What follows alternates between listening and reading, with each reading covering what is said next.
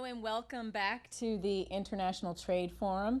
We have the pleasure of having our County Council Vice Chair here with us, George Leventhal, I apologize, who will be sharing some remarks on international trade as it pertains to Montgomery County.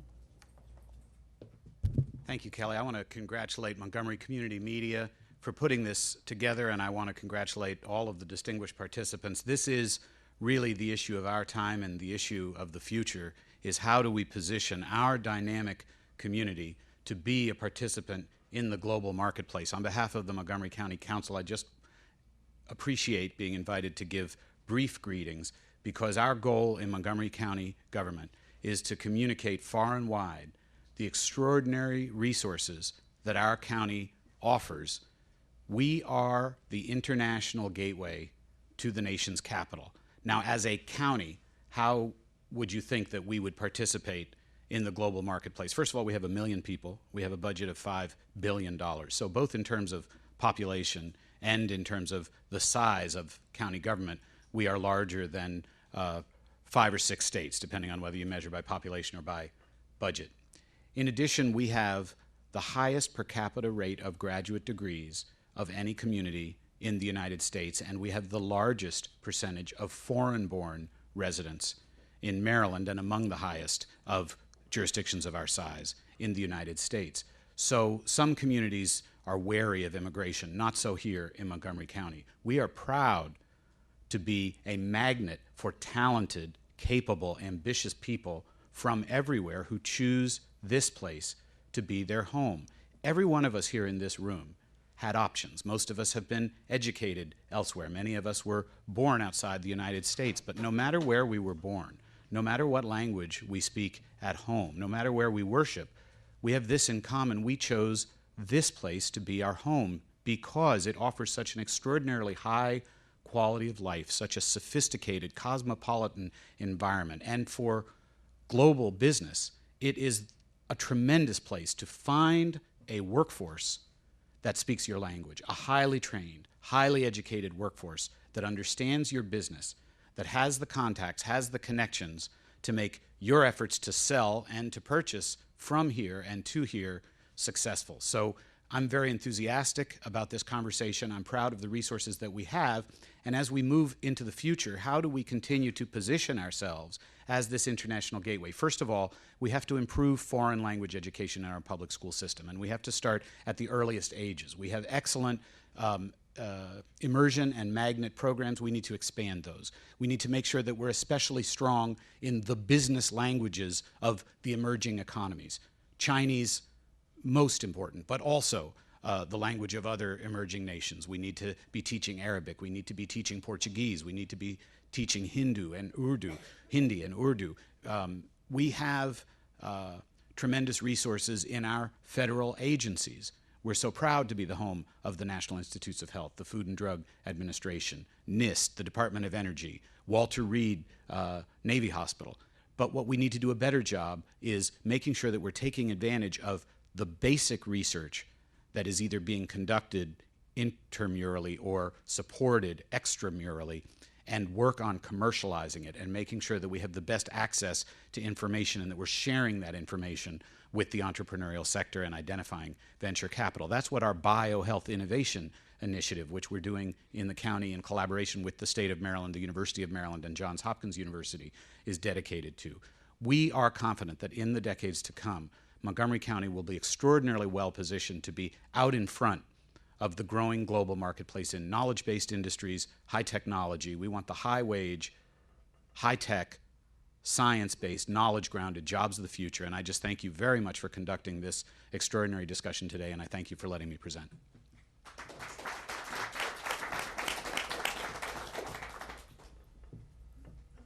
So with that, we're going to kick off session number 3. Again, hello, my name is Kelly Leonard, and welcome to this panel on manufacturing for a global customer base. The companies seeking to sell their products overseas have to adapt their products to new markets.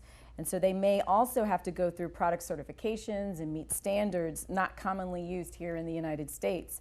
So in this session, We're going to learn from companies as well as a state of Maryland representative on how exporting begins at home where your product is actually being manufactured. So to kick us off, I'd like to start with some introductions. First, we've got Carl Livesay. Carl recently joined the state of Maryland as the Manufacturing Program Manager for the Department of Business and Economic Development, or BDED, or DBED. He brings with him more than 30 years of manufacturing expertise domestically and internationally as a consultant and as a manufacturer. In addition to his role at DBED, Carl is an accomplished author and recognized expert for manufacturing articles published nationally. He's also the former chair for the Maryland DC District Export Council, who is actually a large supporter for today's event. So thank you for joining us, Carl. Next to him is Paul Quinn. Paul is the Vice President of Sales for Ellicott Dredges, one of Maryland's most active export companies with equipment sales to over 100 countries. Paul is a member of the Maryland DC District Export Council and has a vast amount of experience breaking into new markets and selling to government and private customers overseas. He also undertakes about approximately 12 international trips a year covering Latin America, Asia, the Middle East, but although Africa remains his primary focus. And then lastly, we have Barbara Biller. Barbara started in Teletech in 1995 with her husband as an engineering services firm.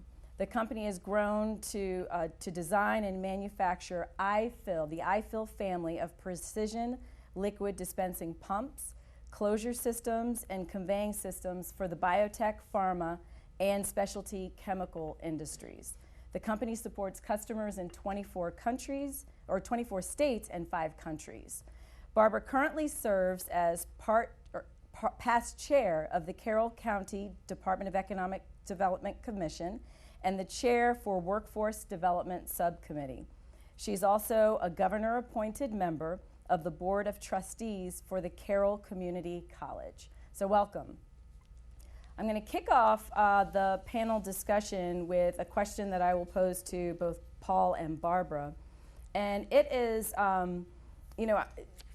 tell us a little bit about your business specifically, and then how you got started in exporting. Paul. Okay. Our business specifically is designing and manufacturing dredges. I always feel like the odd person in the room because not everyone knows what dredges are, but dredges are large floating vessels designed to excavate material underwater and pump it somewhere else for miles and miles. You might be more familiar with it by thinking of how they rebuild the beaches over at Ocean City or the Outer Banks or the Jersey Shore. Those are dredges, many of them ours, or dredges used in environmental cleanup, removing contaminated sediment, and harbor improvements, river maintenance. So what we do is we design these. They can take up to a year to design and build them at factories up in Baltimore, Wisconsin, sometimes overseas. Construction can take anywhere from 9 to 14 months. So it's a really pretty heavy manufacturing scenario. Some of these we build for stock, they're standard designs.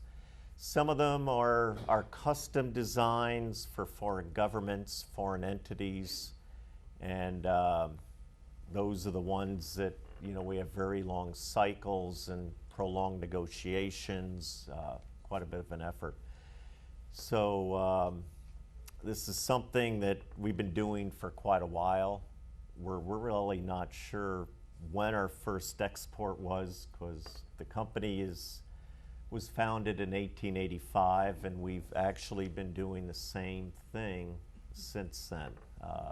Pretty unusual for American business to have the same focus for that long, and also to remain in manufacturing, because I know I've been in manufacturing for 35 years. In the 80s, 90s, so many companies just sourced out manufacturing overseas.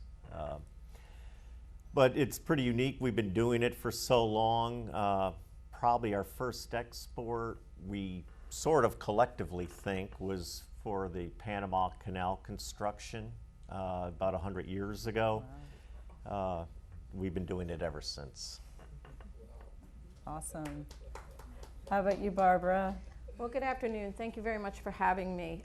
IntelliTech is we design and manufacture liquid filling equipment for the biotech and pharmaceutical industries. And the cornerstone product of our family of products is our iFill dispensing pump. It has unmatched, repeatable dispense accuracy. Doesn't mean much maybe to this audience, but within the biotech and pharmaceutical industries, when you have spent months formulating a product, you are at the point in your product cycle where you've got all your money invested. So taking that product from the big batch to the smaller batches, the unit doses, or the container you're gonna sell that product in becomes very critical. We have not been in business for 100 years. I'd like to say we have, but we have not. My husband and I started the company in 1995 as an engineering services provider and have pooled our expertise and focused on a niche going down the liquid filling line. Our first, and it's interesting to hear Paul mention, because manufacturing truly is manufacturing. Some of our products, we make standard modules. Our pump is the cornerstone of our product line. And we make it baby bear, mama bear, papa bear, depending upon your fill volume and your rate of how many containers you need to fill. So those modules we make standard, but for every customer that comes in the door, they have a new adventure of filling. Small containers, large containers, small and large containers, round, square. So we put our standard modules together in a custom configuration to solve their filling issue. So everyone gets a unique filling line made up of our standard products. We built some custom equipment for a customer back in early 2005. What we found is our multinational customers here in the US pulled us abroad because we are a small company. They have somewhat like the Southwest airplane model. Once they settled on an airplane, that airplane flies for that airline. Some of our customers settled on our pump as a solution and wanted it in their factories around the world. So we were happy to accommodate. So then in that same sort of theme, Paul and Barbara again, so how have you had to change or adapt your product to meet that transition going overseas? Well, in the small device of a filling line or a pump, obviously there are power and utility issues in different countries. So we had to match up to different countries' power requirements on the technological end. Some of our devices also use compressed air. So there's challenges when you are shipping your equipment to foreign countries that maybe do not have stable power, do not have the same power phased as what we enjoy here in the United States. So there are some of the more obvious elements. Also, the languages. While we have found that predominantly the language of business is English, the users of the equipment may not always understand or be operating a piece of equipment in English. So not that we have changed everything from a language standpoint, but using more universal symbols for on, off, motion versus not motion, things like that. And then Paul, what about you? Hey, I'm going to sort of break this up into two different categories. We have, I guess, some voluntary changes that we make to adapt our products and others that are more mandatory. One of which is the electrical. We have different electrical standards that we work with, and even going to Canada, which is currently a big market because of the oil sands now, the electrical standards in Canada that we have to conform to are quite different than the ones here, which is Underwriter Laboratories. How do we do that? That's really through engineering. And also in our case, a real big issue is, this is where the United States is sort of all by itself, is metric versus English dimensions, and everyone but us Americans thinks in metric. And that gets, I've gotten to the point where I think metric first, but our engineering department, you know, which is in Baltimore, they're still designing things in English. Adapting that is critical. It's a choice we have to do if we want to participate. And then for the barge part of our vessel, there's what's called classing societies that determine the seaworthiness of your design, when it's ABS here in the United States or Bureau Veritas in Europe. Sometimes if we want to participate, we have to follow other standards.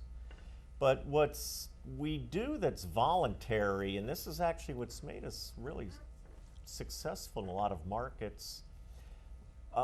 When it comes to the operating technology of our equipment, we have a free hand. There are no standards. It's what we think best. And what we actually do is try to match a technology to the skill level. It used to be the skill level of the buyer. Then we realized buyers don't operate these dredges. Operators do. That has been a very successful approach, where we don't assume all the operators are going to be like college-trained Americans. And we work in a lot of developing countries, and in Nigerias and Iraqs, and some sophisticated countries, and we actually match the technology that the operator has to work with what we think will be the typical skill level. And that actually has helped us increase our market share quite a bit against the Europeans, who believe just latest technology is the best and you force it on everyone. So we try not to do that. We try to be really aware of what skill levels are like in each country. If someone had said to me 5 years ago that 20% of my business today would be exporting ice cream to China, I would have said, "You've got to be crazy. Bassett's ice cream in China? How is that going to happen?" You see, my family has been in the ice cream business for a very long time. In fact, over 150 years ago, my great-great-grandfather, Louis Dubois Bassett, pioneered our family business from the backyard of his Salem, New Jersey farm. He had a vision that began with the power of one humble, hard-working mule. L.D. Bassett, as he is known today, made his living as a school teacher, but he had a passion for innovation and delicious ice cream. He would have been proud to know that the product that he invented is now being enjoyed by millions more outside the United States, more specifically in China. Yes, it's true. In 2008, Bassett's ice cream was uniquely positioned to make the global leap.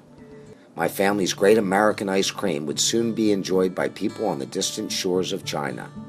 And while the opportunity was there, I had so many questions. I needed a guide, or at the very least, a roadmap. The Small Business Administration and the guidance of our local SBA District International Trade Officer helped pave the way. The SBA proved to be our roadmap, providing one-on-one advice as well as referrals and introductions to other valuable government resources and programs. Among the organizations our SBA International Trade Officer introduced us to were the Export-Import Bank, which provides us with low-cost credit insurance for our foreign accounts receivable. Our Regional Small Business Development Center, funded in part by the SBA, which assists us with research and special projects.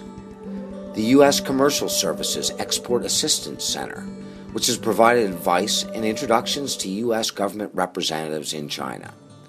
And Food Export USA's Branded program, funded by the USDA's Foreign Agricultural Service, which provides matching funds for qualified marketing expenses to promote export sales of U.S. food products. These are just some of the valuable resources the Small Business Administration has introduced us to. As our international sales continue to grow, the SBA offers export-specific financing options as well, including the Export Working Capital Program. The SBA and the various programs outlined here have shown me just how easy and essential it is that we look outside our borders for customers who appreciate a quality American product. If we can do it, so can you. Take the vision of my great-great-grandfather and the powerful image of that one humble, hard-working mule.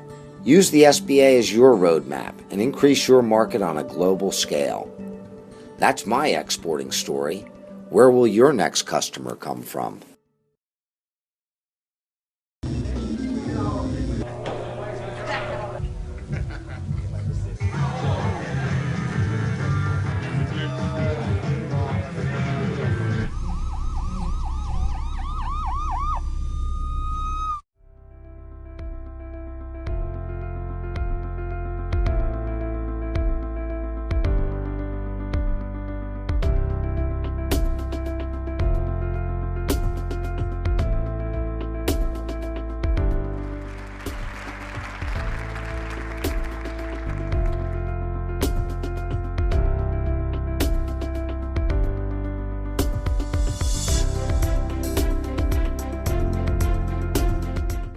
First sale. We're really excited about it, and it looks like we have good candidates in both countries that we will probably choose in the next 3 months to be our distributors, and we're off to the races. We honestly do have great quality products, a superior company, and we've had the help of the commercial service, and we just know that people need our products in other countries, and we'll be glad to sell them to them. Absolutely. It'll be one of the best experiences you'll ever have in your life.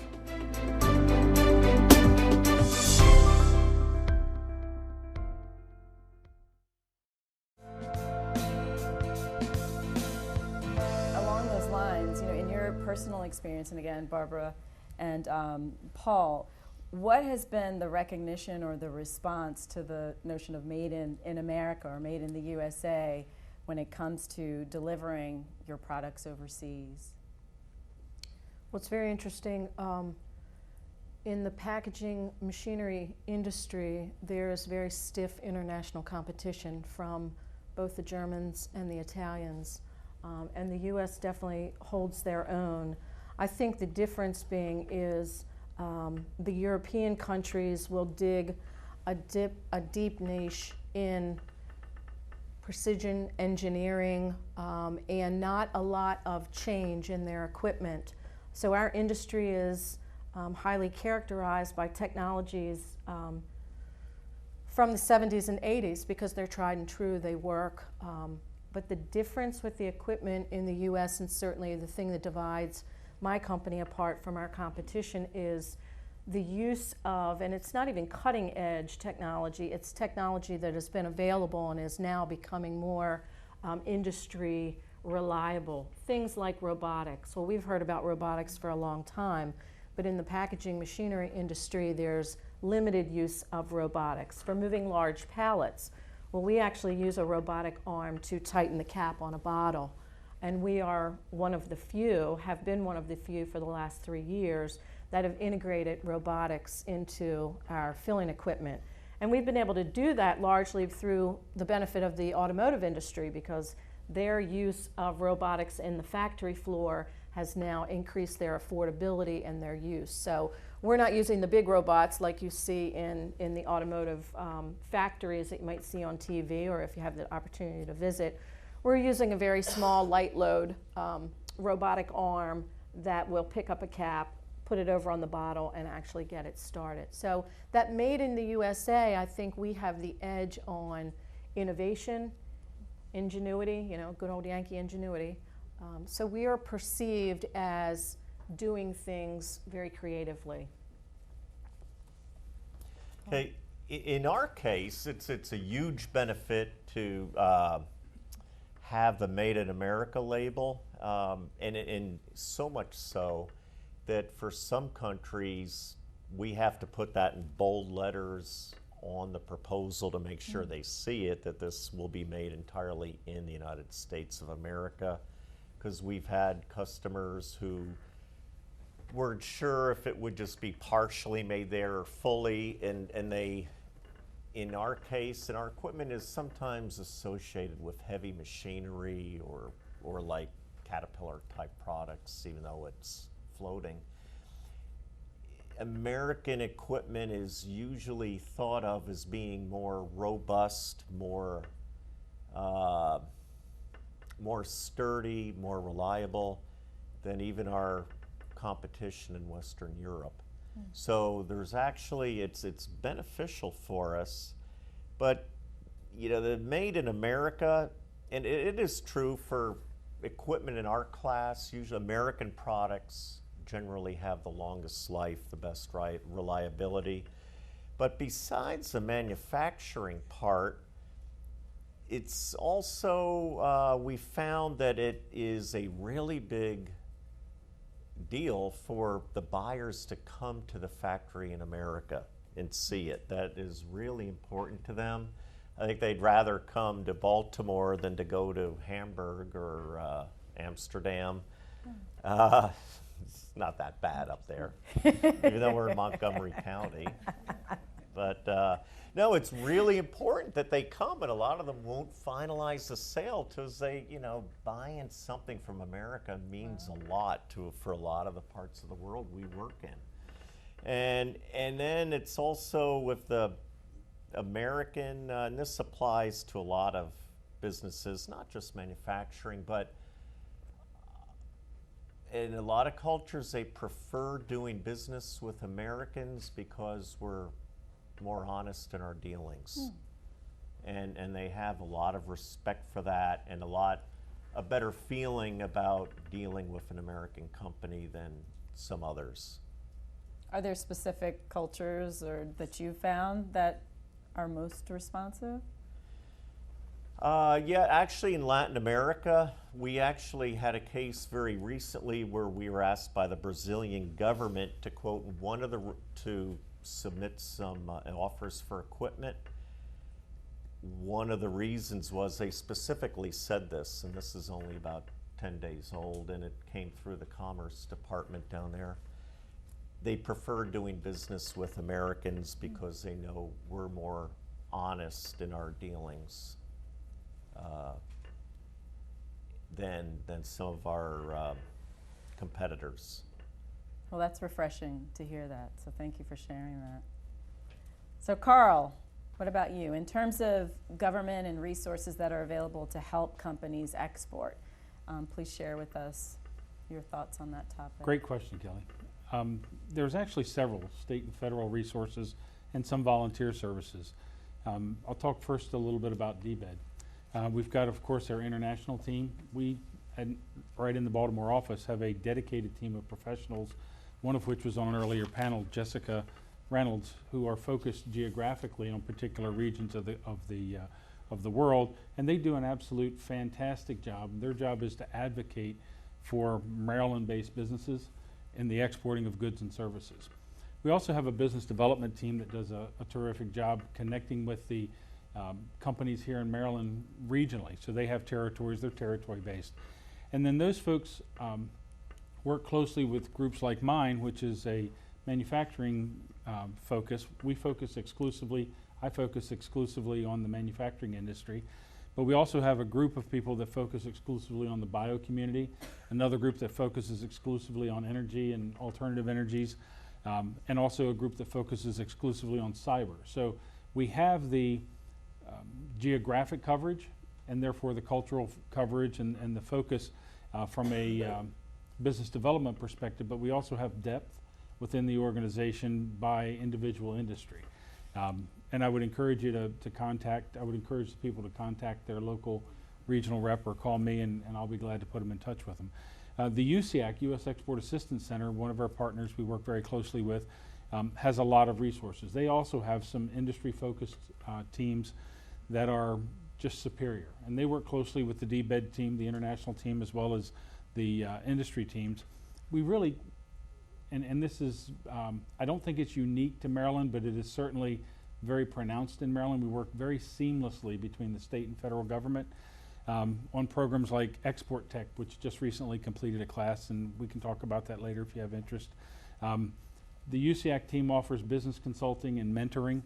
They offer services like a Gold Key service, which is extremely valuable for vetting potential clients and helping to capture new business opportunities. And frankly, the international team for the state and the team at USIAC both have boots on the ground in those countries with organizations that are advocating for Maryland-based businesses. And then, of course, both DBED and the USIAC have trade missions and therefore trade wins, which are extremely effective. If you're ready, if your business is ready, trade wins and the trade missions are a tremendous way to get to a very targeted group of customers very, very quickly. And it's been extremely well received. And I got to give a shout out to our folks at USAC. That whole Trade Wins program nationally was founded here in Baltimore. Bill Burwell is actually the one that started that. So we take a more assertive approach to cultivating business. And then, of course, there's the District Export Council. And the District Export Council provides mentoring. We do some road shows that are seminar-based, much like this forum is. We provide consulting, and when I say consulting, it's professional level consultants. Everything from IP protection to finance to manufacturing to whatever the need happens to be. The District Export Council also offers a readiness assessment, and that's a real important piece. It's one thing for you to do business well domestically. The game changes when you do business internationally, and you may or may not be ready for it. So the District Export Council puts together a team, and they'll go to a company and do a readiness assessment and then talk to you very directly and say, you're ready here, but you're not ready here. You know, and it addresses things like the standards and quality requirements and testing, et cetera. And then, of course, we participate, we, the DEC, also participate with the Export Tech class, which is also a national program that was started here in Baltimore. Awesome. And so since we're on the topic of the DEC, can you share with us some of the additional programs that are coming up? Sure. Well, the District Export Council, you may or may not know, is the people that are members are appointed by the U.S. Secretary of Commerce. So it's an all-volunteer army, so to speak, who are recognized for unique contributions. And our goal as the District Export Council is very similar to that of the Department of Commerce, which is to improve the balance of trade. So we're exclusively working on behalf of American businesses to help them export their goods and services.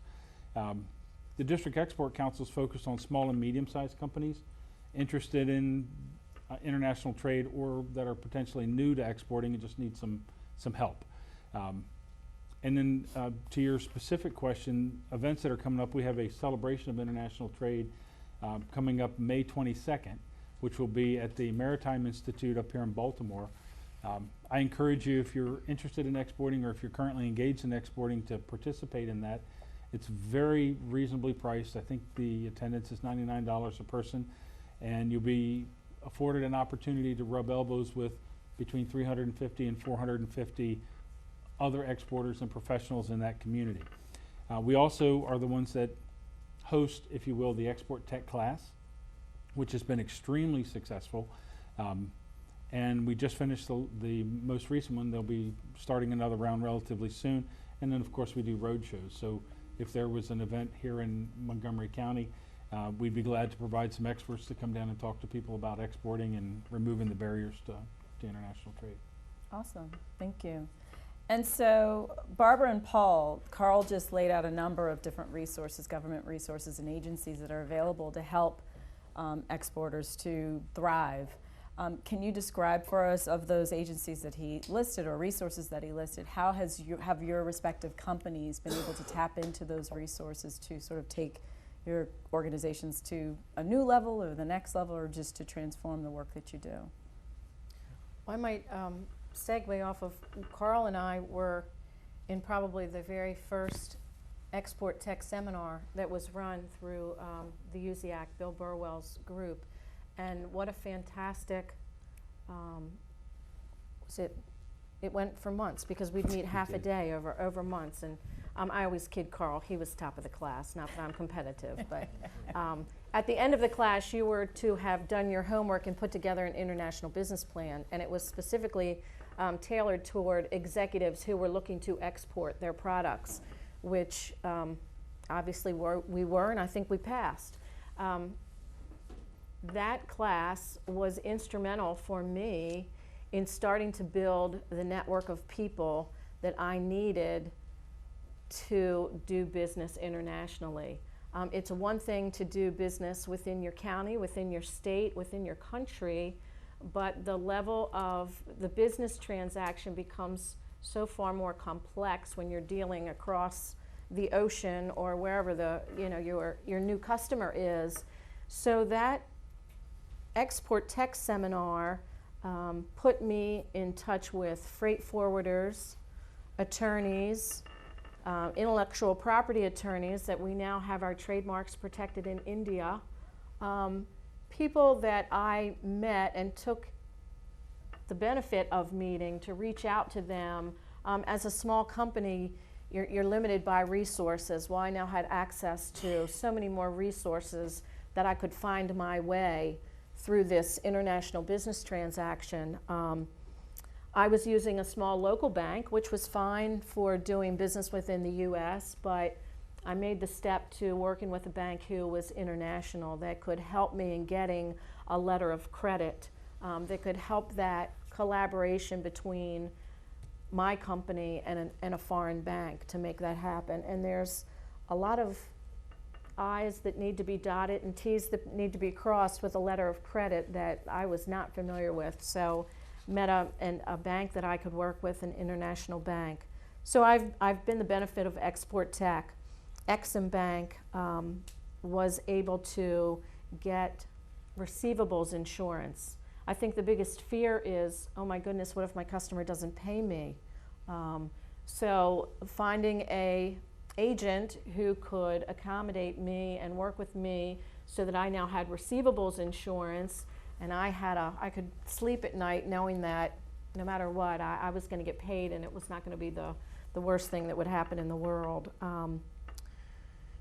Working with one organization that has not been mentioned yet, the World Trade Center Institute, which I think in this area we have the benefit of having a port, rail, and airports. So we have all forms of transportation that kind of come together that gives us now a level of vendors and support and services for exporting that I think is a little bit unique. Only the major cities and that might have that benefit. So the World Trade Center Institute was probably one of my first forays into an organization that helped me determine what the risk was of even doing business internationally. And that's probably step number one. You need to determine from an organization, a company level, what is your appetite for risk in stepping into international trade and exporting. So they were step number one, and they not only then got me the contacts into Bill Burwell's organization, USIAC, the Department of Commerce, the state of Maryland. And one of the links I used also was the state of Maryland has Export MD, which is a grant program to support companies who are stepping into international trade. And I actually applied for Export MD grant funds to attend a trade mission. So that was just a unique combination. When Carl says that the state and the federal resources work together, they truly do, in a real sort of way where, I got grant money from the state of Maryland to attend a federal trade mission. So there's some of the things I will tell you from my experience. People do business with people. And so as a small company, I very quickly learned to reach out to my resources, make those connections, let them know what you do, have them come take a tour of your facility. It gives them a better idea of then what resources they can bring to bear to support you. So all of you being here today are probably doing the very best first step in terms of learning what resources are available to you, making those contacts, enlarging your network, and taking those first steps. And on that note, with people, the importance and the fact that people do business with people, we understand that relationships are really powerful.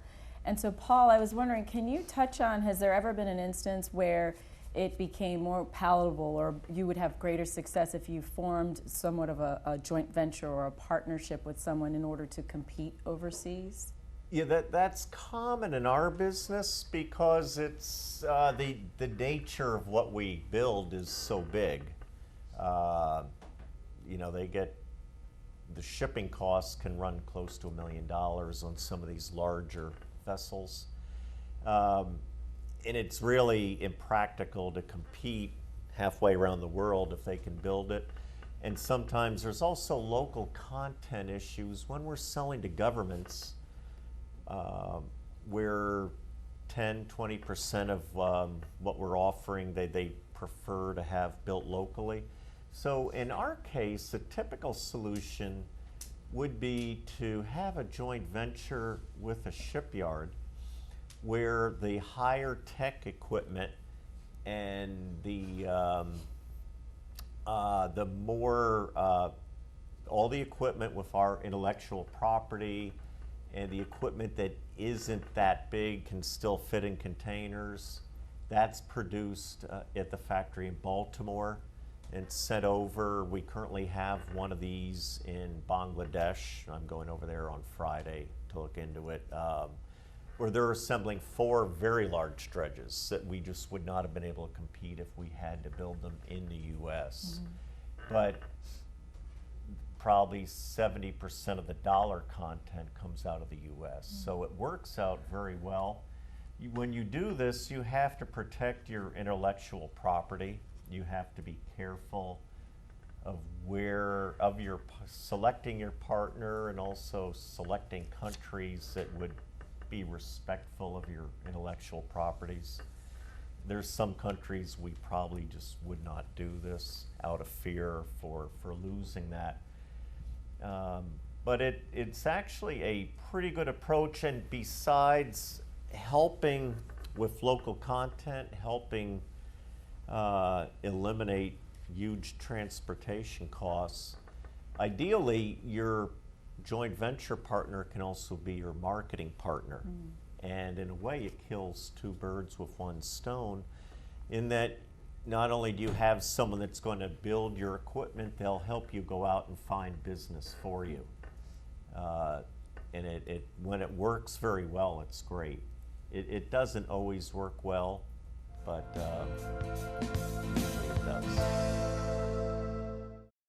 Not such a long time ago, there was this girl, Valerie, who started her career in the fresh produce industry. 10 years later, she started her own company that exported fresh produce all over the world. Even with all this experience, starting a new company and dealing with so many different aspects of it was quite challenging. Her first right turn was when she accidentally clicked on a mail from California Centers of International Trade Department. One call to them opened up a treasure chest full of contacts and government resources and programs that could help. There was SBA, who pointed her to a very important building in her city. It was the Office of Export Assistance Center. They used their vast network of USA representatives in different markets and provided her with all kinds of information for that market.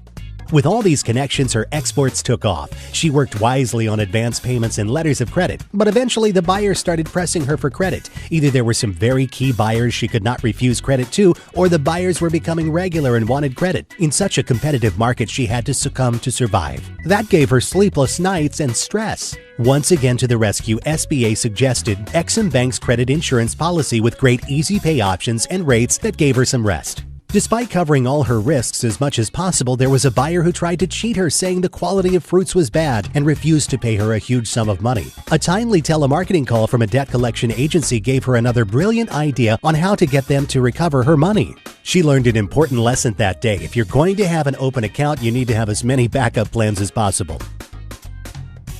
Like maximize advance payments, order credit reports, get trade and market references, ask a USA representative for information, protect with Exim credit insurance, have debt collectors handy, and succeed.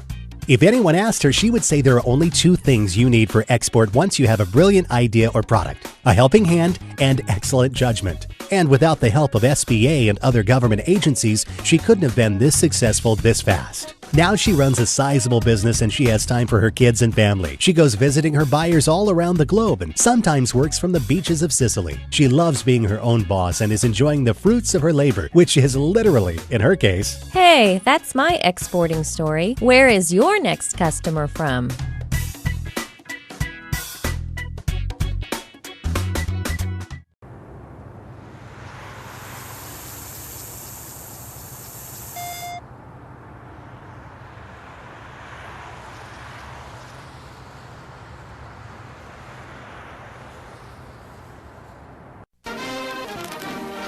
CID Bioscience is moving forward to become the leading exporter of digital plant research technologies. Using programs provided by the United States Small Business Administration, CID Bioscience isn't just exporting to other countries. No. The CI-203 laser-to-leaf area meter was even exported to outer space, the International Space Station, that is. SBA assistance such as the SBIR, STTR, Ex-Im Bank, loans, SCORE, SBDC, and export assistance have helped CID Bioscience to grow, manufacture, and export the technological standards and scientific plant research worldwide. Partnering with the SBA, CID was able to take advantage of many of the useful programs they offer. Using the SBA services, we were able to increase our exports to account for almost 85% of our total revenue. According to Science distributes their innovative technology for research markets in China, India, Brazil, Mexico, Canada, and beyond. Furthermore, CID is constantly expanding their horizons into the future by using something they call the Internet. It's just that easy. Go to www.sba.gov where you can find the tools you need to get your exportation program going. When you partner with the SBA, you can shoot for the moon. The U.S. Commercial Service, through their Gold Key program, was a tremendous help in developing a number of our overseas markets. According to the Small Business Administration website, 96% of the world's consumers live outside the United States and represent 2/3 of the world's purchasing power. U.S. companies that export enjoy business success with increased sales and profit potential.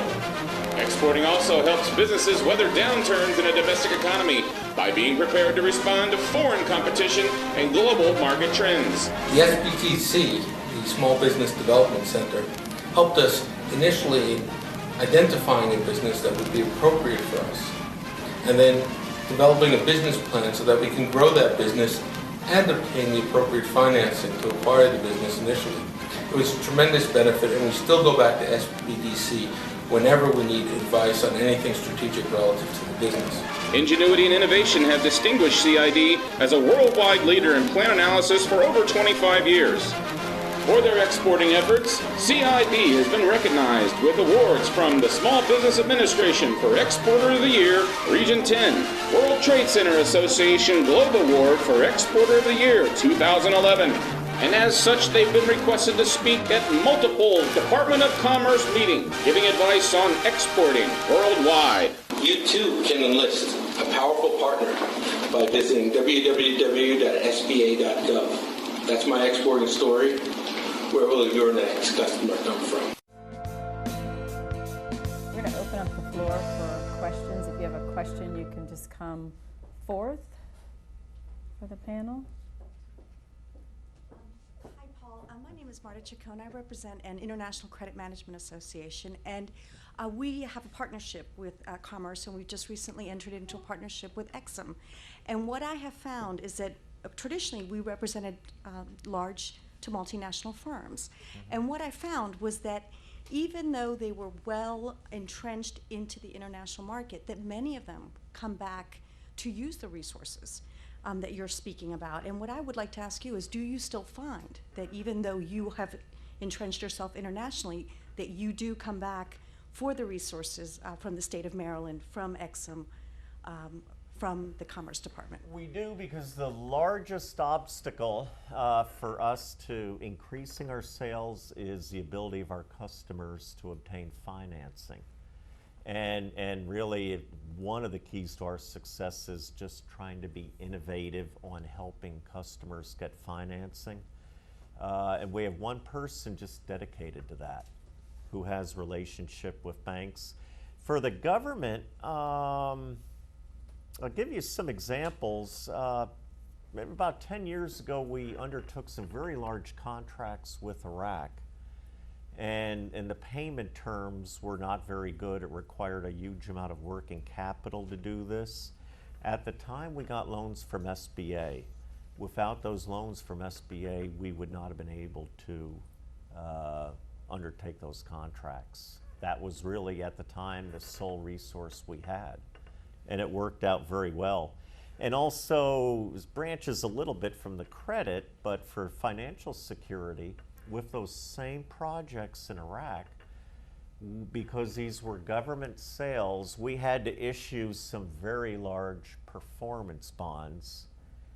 And for those of you, is everyone familiar with performance bonds? You're basically putting money, in bond at a bank that the client can take if they're unhappy with your performance. And very often, governments don't like to give it back. It's just they're losing control. There's a government agency that will insure those called OPIC. And we did have the problem with Iraq. They didn't want to give us our bonds back, and it was millions of dollars at stake. And OPIC worked very hard to get it resolved. It was resolved, but even if the Iraqi government failed to give the bonds back, we would have been reimbursed by OPIC, which is, for those of you who don't know, it's Overseas Private Investment Corporation.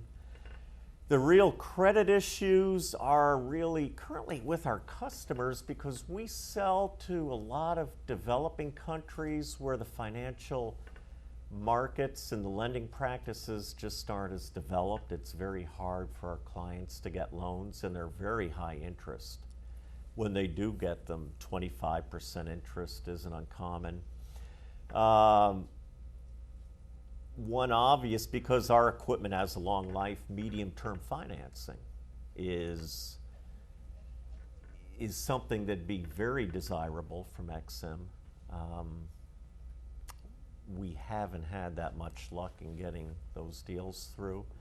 But another area where we have from XM is credit risk insurance, where we have inventory of some of our dredges. We can sell them. We can sell them on open terms. Our biggest fear is, well, the customer won't pay us a year from now. And that's where XM comes along, and they guarantee payment of that, at least 90% of the payment. And we have two of these out there right now. We did once have a customer default. It didn't really cost us much at all. So it was a very good tool, the credit risk insurance, and it really allowed us to expand our sales. It's worked out really well. Thank you. Now, so Paul mentioned finance being a challenge. Carl, what other potentially large challenges might manufacturers have as they expand overseas? There's one very large, that's a great question. There's one very large hurdle that is often overlooked, and it's called ITAR. It's International Traffic and Arms Regulation, and in particular it's the dual use component of that. There are significant restrictions on the use of, or the export of certain products or capabilities that can be used for defensive or offensive purposes against the United States. And so if you're going to export, you need to pay attention to whether or not you need an ITAR license, and most companies do. And all that says, frankly, is that your product may be used in that capacity, but you need to also get a State Department license if that's the case. You certainly want to apply for it, and a commercial license from the Department of Commerce. And both are relatively easy to obtain, but the penalties for non-compliance are pretty severe, and they're often overlooked. The other thing that, certainly financing is a big issue, but there's also a few barriers. One is the cost.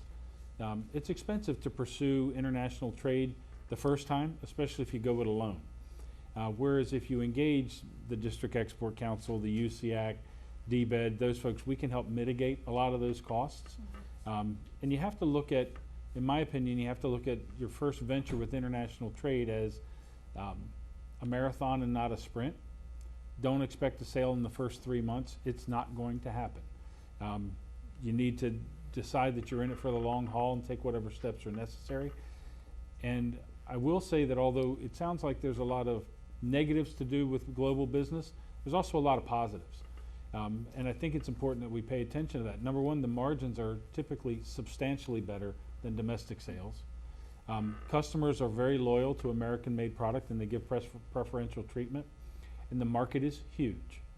So you expand your product and your footprint by engaging those who advocate for your product and services, by engaging the federal government, the USAC folks, and organizations like DBED. I've referred to them as a force multiplier for the manufacturer, and frankly, in a lot of cases, for the service company.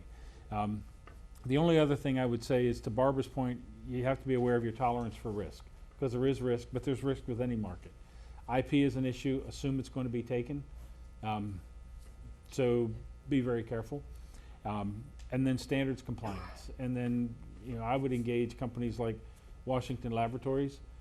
They pay attention to those things. They sweat the details to make sure that you're compliant with the standards and to do the conversions and make sure that you don't get in trouble. You don't find out when your product is on the other side of the border that it's not compliant and can't be used in country. Awesome. Well, thank you so much. This actually concludes this particular panel on manufacturing for global customer base. Carl, Paul, Barbara, thank you so much for joining us and sharing your expertise. Thank you. Thank you.